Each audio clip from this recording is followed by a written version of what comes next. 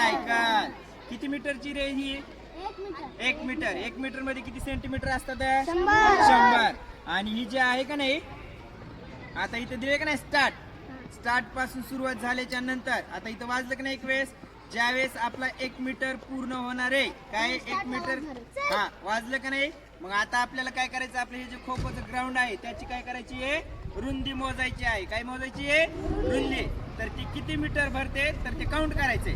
तर आता त्यासाठी काय करायचंय, तुम्ही लक्ष द्यायचं. आता ही जेवढ्या वेळेस वाजणार आहे तेवढ्या वेळेस तुम्ही काय करायचं, तुमच्या नोटबुक वरती रेषा मारायच्यात. हा ओके, करू का सुरुवात मग? बघा,